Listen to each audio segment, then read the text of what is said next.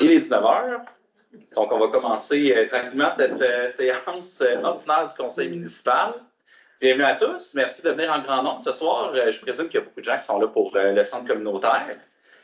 Donc, on va commencer par se présenter. Et on va commencer à gauche. Pas de changement. Laissez te mériter. Ouais. Patricia Vanessa Lafrenière, conseillère numéro 6. Mylène Perrin, au poste 5. C'est moi qui faut ton tour. Bonsoir, Maria Boutin, poste 3. Bruno Martel, poste numéro 2. Yvan Doc, poste numéro. Et moi-même, Michel Brudet, le maire. Donc, on va passer à l'adoption de l'ordre du jour au point 2.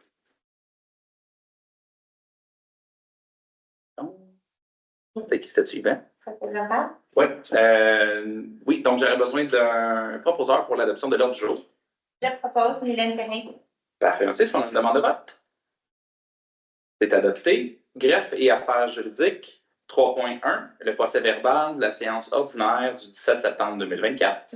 Toutes les personnes ici présentes au conseil municipal ont reçu la procès verbal du 17 septembre 2024. On a lu, on a pris connaissance. Donc, je propose aujourd'hui de déposer le procès verbal. Parfait, merci. Est-ce qu'on a une demande de vote? C'est adopté. 3.2, avis de motion, projet de règlement pour le AD 100-2, modifiant le règlement numéro AD 100, régissant la tenue des séances du conseil municipal. Monsieur Black. Je voudrais bien, c'est. Pas de problème. Bon. J'ai donné un avis de motion qu'à la prochaine séance, on va soumettre pour l'adoption le règlement numéro AD 100-2, modifiant le règlement AD 100 régissant la tenue des séances du conseil municipal. L'objet de ce règlement est d'intégrer les dispositions prévues par le projet de loi 57 conformément à l'ajout de l'article 159.1 au code municipal. On appelle préciser la portée du président de la motion et de dispenser le conseil. Je propose cette motion. Parfait, merci. Est-ce qu'on a une demande de vote? C'est adopté. Administration générale, 4.1, calendrier des séances ordinaires du Conseil pour l'année 2025. Je propose, Maria Boutin, d'accepter le... Il y a eu quelques modifications là, au calendrier. On siégeait, je pense, le 1er juillet. Donc, en caucus, on a tout regardé ça, tout le monde ensemble, puis tout est conforme maintenant. Donc, je propose d'accepter le calendrier pour les séances de 2025. Parfait, merci. Est-ce qu'on a une demande de vote? C'est adopté. À noter qu'on va tenir séance le 2e mardi du mois dorénavant. Point 5, finances et trésorerie. Au 5.1, les comptes à payer du mois de septembre 2024. Je propose, Maria Boutin, d'accepter les comptes à payer pour le mois de septembre 2024. Tous les conseillers les ont eus. On les a vus, on a questionné qu'est-ce qu'on voulait et les réponses sont satisfaisantes et conformes. Donc, je propose d'adopter les comptes à payer. Merci. Est-ce qu'on a une demande de vote? C'est adopté. Le point 5.2, dépôt des états comparatifs au 30 septembre. L'état comparatif, c'est un outil de suivi de dépenses. Ça nous permet de valider où on est rendu par rapport au budget qu'on avait établi pour cette année. Je peux vous dire ce soir qu'on s'enligne pour faire un léger surplus budgétaire pour l'année 2024. Entre autres, parce que certaines dépenses, comme celles qui sont liées à des projets à long terme, comme le centre communautaire, on ne les a pas faites cette année, on les reporte donc à l'année prochaine. Et également parce que nos employés municipaux sont toujours très frugales dans leurs dépenses et on les remercie pour ça. Point 6, information, services et associations. On avait des points autour de la table. Ce soir, parfait. Donc, on va tout de suite sauter à la première période de questions. Est-ce qu'on a des questions dans la salle? Madame Béman? Au point 3.2, vous faites référence à la projet de loi 57 qui vise, je pense, la protection des élus municipaux. Je me demandais, c'est quoi exactement dans le projet de motion qu'il y a en ajout ou modification? Est-ce que c'est des sanctions envers les gens qui utilisent abondamment le Spotub et qui s'amusent à dénigrer abondamment nos élus? Ou est-ce qu'il y a des éléments en lien avec ça à intégrer dans le projet de motion? Il n'y avait pas grand-chose de nouveau là, dans ce projet-là. En fait, ce qu'on a changé, la plus importante modification qu'on a faite, c'est qu'on a retiré les 2 périodes de questions pour n'en combiner qu'une seule à la fin. Simplifier, là, parce que souvent, à la première période, on n'a pas de questions, on skip un peu, puis là, on va pouvoir aller plus rondement. Est-ce qu'il y avait d'autres questions? En ligne? Parfait. Donc, on va continuer. Comme j'ai dit tout à l'heure, il y a une deuxième période de questions. Sécurité publique, au point 9, embauche de 3 candidats au poste de pompier niveau 3 et de premier répondant. Considérant que le service d'incendie est toujours en appel de candidature, on n'a seulement que 17 pompiers présentement. Que le directeur a reçu 3 candidatures spontanées qui sont entièrement formées et qui peuvent agir à titre de premier répondant. Ils peuvent intégrer le service là, directement suite à leur embauche. Donc, je propose, Yvan René Black, de procéder à l'embauche des candidats suivants, Félix Perron, Charles-Étienne Marcoux et de Simon Tanner. Parfait, merci. Est-ce qu'on a une demande de vote? C'est adopté. Les travaux publics, point 10.1, achat de sel de déglaçage pour la saison hivernale 2025. La saison hivernale approche, donc ça nous prend du sel de déglaçant. C'est-à-dire que le sel déglaçant est requis pour l'entretien des routes et des trottoirs durant la saison hivernale. Ce sel est étendu par l'entreprise en déneigement, mais qu'il est à la responsabilité de la municipalité de s'en procurer une quantité suffisante pour répondre aux besoins tout au long de la saison. Les soumissions qu'on a reçues, on a reçu 2 soumissions. La troisième, c'est pas pointé de nez. La première, c'est Compass Minéral à 93 et 93, incluant la livraison, le prix à la tonne métrique. Puis Cell Warwick à 101 pièces, incluant la livraison, le taux à la tonne métrique. Donc, il faut qu'on prévoie environ 500 tonnes métriques de sel pour la saison, lequel est livré selon les besoins. Je propose, Bruno Martel, d'octroyer le contrat d'achat de sel déglaçant en vrac pour la saison hivernale 2024-2025 à l'entreprise Compass Minéral au coût de 93,93 $ la tonne métrique, plus les taxes pour un total d'environ 46 965 $, incluant la livraison. Parfait, merci. Est-ce qu'on a une demande de vote? C'est adopté. Aménagement et urbanisme, point 11.1, la demande d'autorisation d'un PIA au 119 rue Renault. Donc, pour les besoins de la cause, le 119 rue Renault étant l'église, donc le centre communautaire de Saint-Jacques-le-Mineur. Donc, l'objectif aujourd'hui est de présenter la demande d'autorisation pour le lot 3 415 309 du cadastre du Québec. Donc, on vise la construction d'un complexe municipal, d'un centre communautaire ainsi qu'une bibliothèque. On va vous présenter les plans un peu plus tard. Et l'objectif, c'est, ils ont été présentés au CCU, les plans, ça a été accepté par les membres du CCU ainsi que Mme Boutin qui était présente, qui est la présidente. Donc, j'ai le plaisir de proposer et de déposer le projet aujourd'hui. Je cède la parole à M. Étienne pour la description. M. Brunet. Parfait, merci. Je ne sais pas si Mme Marcotte pourrait présenter le projet. Donc, ce que vous voyez devant vous, c'est des projections 3D du projet qu'on vous propose ce soir. Comme Mme Terrien parlait, on a intégré, dans le fond, on va commencer au début. Sachez que ce projet-là, ça fait vraiment longtemps qu'il est sur la table à Saint-Jacques-le-Mineur. Et pour s'assurer qu'il réponde le plus possible aux besoins de la population, on s'adressait à différents comités pour aller tenter le terrain, tenter le pouls de la population. Entre autres, on est allé voir le comité des bâtiments, cibler des usages qu'on aimerait jumeler à ce complexe-là. Et plus récemment, donc, dans ce projet ici, on a déposé une demande au CCU d'analyse pour intégrer l'architecture du bâtiment à l'école et au CPE et évidemment aux résidences avoisinantes dans le secteur. Donc, comme Mme Terrien l'a énoncé tout à l'heure, on a mis la bibliothèque dans le bâtiment. On a une salle communautaire avec une cuisine décente. On a intégré les bureaux municipaux au 2e étage du bâtiment. On a également une nouvelle salle pour le conseil municipal. C'est également un centre de mesure d'urgence. C'est quelque chose qu'on n'avait pas ici à Saint-Jacques. Donc, ça nous permet d'héberger les citoyens dans le besoin là, en cas de catastrophe. C'est équipé d'une génératrice. La structure est résistante au tremblement de terre. Il y a des douches, des salles de bain en conséquence aussi pour recevoir les citoyens.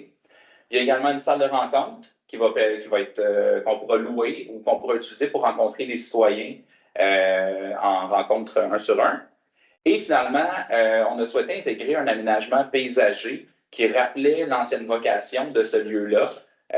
Donc, on souhaitait intégrer là, une partie du clocher de l'ancienne église, puis diriger un monument là, adjacent à ce bâtiment-là.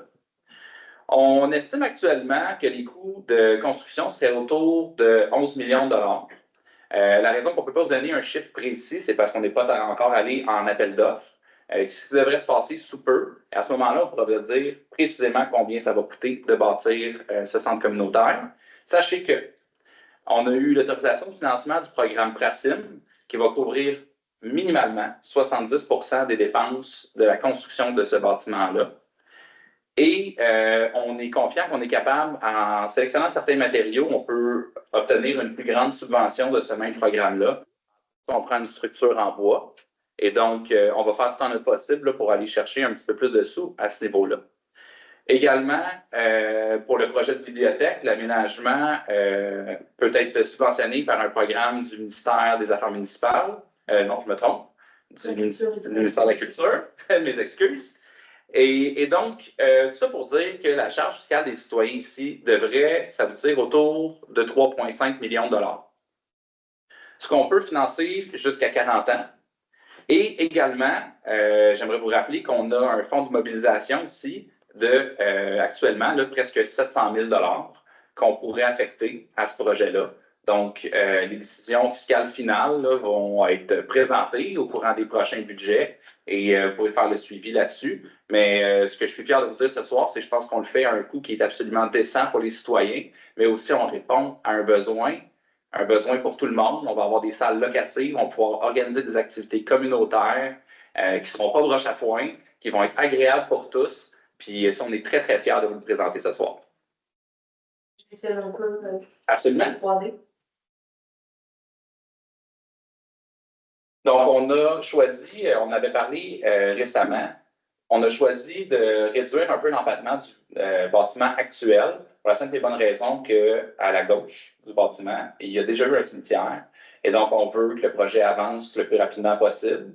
Et donc, on s'est déplacé un peu vers la droite. On a un espace de stationnement aussi qui va se trouver dans le fond derrière le CPE. On peut continuer. On a devant, en fait, on a aussi l'école Saint-Jacques qui va faire des travaux d'agrandissement. Et donc, la portion avant, là, qui est actuellement comme un espace bétonné où les autobus se stationnent, va être transformée en un débarcadère là, approprié. Vous avez le côté du bâtiment. Donc, l'entrée va se trouver sur le côté droit du bâtiment, vis-à-vis du CPE.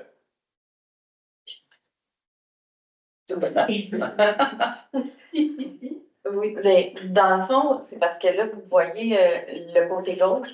Comme M. le maire disait, on a fait l'empattement au sol plus petit qu'avec du temps parce que le muret que vous voyez, c'est les pierres de l'église qu'on va conserver. Fait que ça fait une promenade couverte autant pour les enfants qui vont arriver de l'école, qui vont pouvoir aller direct à la bibliothèque. Fait que tout ça, c'est vraiment les pierres de l'église là, qu'on conserve. Puis je tenais à vous le dire parce que paye mon nombre de temps. On ne touche pas au corps, on ne touche à personne. Ils ont fouillé, ils n'ont rien trouvé. On nous contacte. Ben, c'est vrai. Parfait. Donc, ça vous donne un résumé un peu d'où on en est sur ce projet-là. Pour ce qui est de l'échéancier, comme je l'ai dit plus tôt, on compte aller en appel d'offres dans les prochaines semaines. On souhaite que ça soit là, déposé sur SAO d'ici la fin de l'année 2024. Et donc, on pourra commencer les travaux au courant de l'année 2025 et idéalement finaliser le projet par l'été 2026. Ça, bien sûr, c'est des estimés municipaux, mais c'est notre objectif. Déjà, vous êtes avancé. Oui, ben oui. On a les plans, on a les sous, on est prêt à agir. Beaucoup de travail pour arriver là. Oui. On le sait. Donc, on va retourner à notre ordre du jour. Alors, le projet de demande d'autorisation d'un PIA au 119 rue Renault. Madame Thérin? Est proposé par Mylène Thérin. Parfait, si on a une demande de vote. C'est adopté. Point 12, hygiène du milieu. Excusez, qu'il n'y a rien. Donc, on saute à point 15, correspondance et demande de commandite, 15.1. Demande d'appui au collectif Petite Enfance pour la grande semaine des tout-petits. Donc, concernant la 9e édition de la Grande Semaine des Tout-Petits, se tiendra du 18 au 24 novembre 2024 et que tous les enfants devraient avoir les mêmes opportunités de s'épanouir pleinement sans égard au milieu et où ils naissent et grandissent. Donc, considérant que cette semaine se tient sous le thème Ensemble pour l'égalité des chances dans tous les milieux, pour que chaque tout-petit s'épanouisse pleinement. Donc, on souhaite aujourd'hui simplement proposer et accepter là, ce concept-là. Donc, je propose Mylène Pétard. Merci. Est-ce qu'on a une demande de vote? La séance est finie. On va procéder à la levée du drapeau de la Grande Semaine des Tout-Petits. Parfait, merci. C'est adopté. Je pense que M. Blanc est dans mon Internet. Voilà, merci, Julie. Vaut mieux tard que jamais. 15.2. Demande d'appui du regroupement. Peux-tu faire le dernier point? Bon, c'est Demande d'appui du regroupement des maisons pour femmes victimes de violences conjugales pour proclamer la municipalité alliée contre la violence conjugale. Donc, là, je me fais un devoir quand même de vous lire ceci. Que la Charte des droits et libertés de la personne reconnaît que tout être humain a droit à la vie ainsi qu'à la sûreté, à l'intégralité et à la liberté de sa personne. Que c'est dans la sphère privée que ce droit est le plus menacé pour les femmes et qu'en 2019, le ministère de la Sécurité publique du Québec recense 16 626 femmes victimes d'infractions contre la personne commises dans un contexte conjugal. Le Québec est doté depuis 1995 d'une politique d'intervention en matière de violence conjugale. Il existe un large consensus en faveur de l'égalité entre les hommes et les femmes, que malgré les efforts faits, la violence conjugale existe toujours et constitue un frein à l'atteinte de cette égalité. Que lors des 12 jours d'action pour l'élimination de la violence envers les femmes, du 25 novembre au 6 décembre, des actions ont lieu à travers le Québec. Puisque, comme gouvernement de proximité, il y a lieu d'appuyer les efforts du regroupement des maisons pour femmes victimes de violences conjugales et de ces maisons membres pour sensibiliser les citoyennes et les citoyens contre la violence conjugale. Je, Patricia Vanessa Lafrenière, propose de proclamer la municipalité alliée contre la violence conjugale. Parfait, merci. Est-ce qu'on a une demande de vote? C'est adopté. Donc, on tombe à la deuxième période de questions.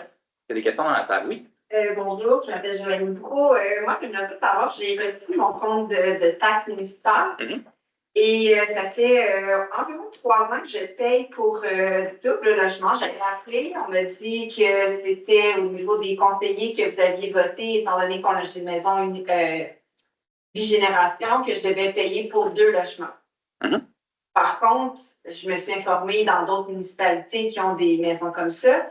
Puis, étant donné que je ne peux pas louer mon appartement parce que c'est une adresse, un compte d'hydro et c'est bigénérationnel, je ne devrais pas être en mesure je ne devrais pas avoir à payer un deuxième logement ainsi qu'un deuxième compte de taxes pour les ordures. Puis, donc, j'aimerais savoir des informations concernant ça. OK. Bien, ce que je peux vous dire, c'est qu'effectivement, on a déjà abordé la discussion. On s'était posé la question sur le bigénérationnel puis notre position, ce qui a mené le projet de règlement que vous avez. Là, donc, on a fait le choix de ne pas traiter là, la situation comme une situation unique qu'elle est. Ce que je peux vous dire, c'est que certainement, on peut en rediscuter. Je pense que c'est une discussion qu'on a à tous les ans quand on fait le budget, à se demander si on veut le subventionner. Puis j'inviterais peut-être les conseillers, je ne sais pas si vous avez quelque chose à ajouter. Oui, Ben oui, certainement. C'est moi qui parle. Dans le fond, on en a déjà jasé au caucus. Puis effectivement, on a fait des recherches. Puis dans toutes les autres municipalités, c'est une maison, c'est une poubelle, c'est une. Fait que probablement, là, je ne peux pas parler pour tout le monde, mais qu'on va le réviser, comme M. le maire disait, pour le prochain compte de taxes. Parce qu'il est fini. Et là, dans le fond, vous voudriez une rétroaction? Parce que moi, j'avais appelé à la municipalité il y a 1 an ou 2. Puis on m'a dit, vous avez 2 logements. Mais c'est pas vrai que j'ai 2 logements. J'ai même pas le droit de le louer, mon logement. Ouais. Étant donné que c'est une bigénération. Mais, non, concernant la loi, on m'avait bien dit que je n'avais pas le droit de le louer. Non, tu n'as pas le droit de le louer. Exactement. Mais ça reste un logement quand même parce qu'il est complet avec chambre, cuisine, salle de bain. Tu sais, c'est 2 autonomes. C'était pour ça, à l'époque, c'est le même compte d'hydro. Tu sais, Oui, à l'exception de l'hydro, j'ai pas plus de nouvelles que mes voisins, là. c'est pour ça qu'à l'époque, on s'était positionné probablement comme ça, qu'il y avait 2 unités complètes. Puis là, ben, étant donné, qu'est-ce que vous dites, je ne sais pas qu'est-ce qu'on va faire, mais on va en reparler, ça, c'est sûr.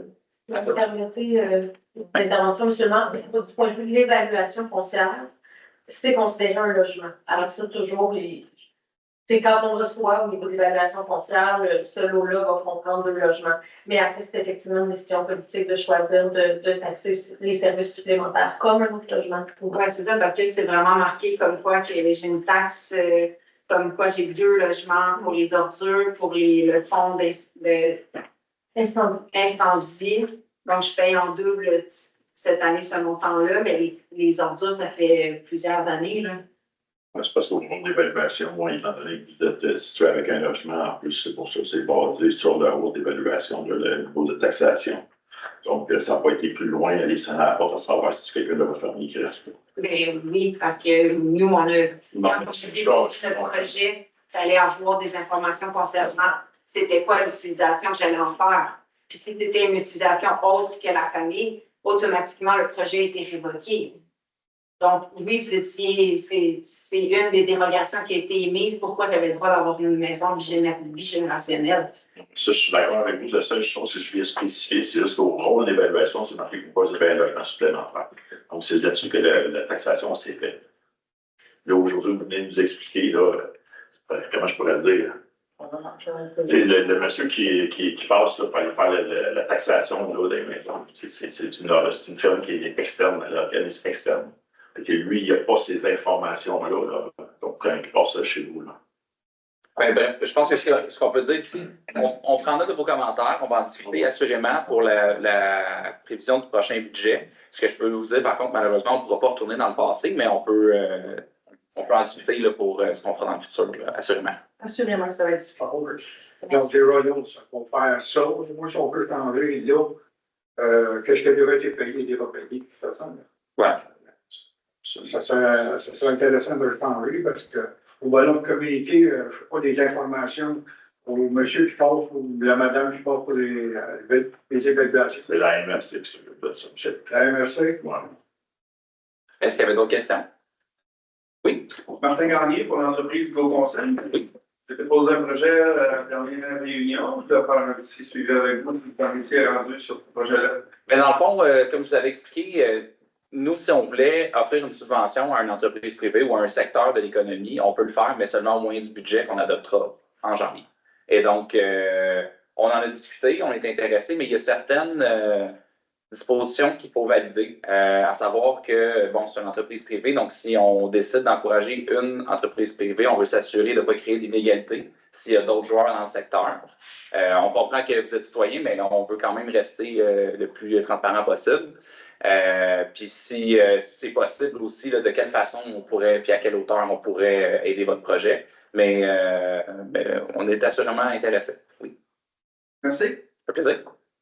S'il y avait d'autres questions? En ligne? Parfait. Donc, on va passer à la levée de la séance. J'aurais besoin d'un proposeur. Je propose personne. Parfait, merci. Bonne soirée. Merci d'être venu. Oui. C'est toujours agréable de faire une séance avec les gens dans la salle.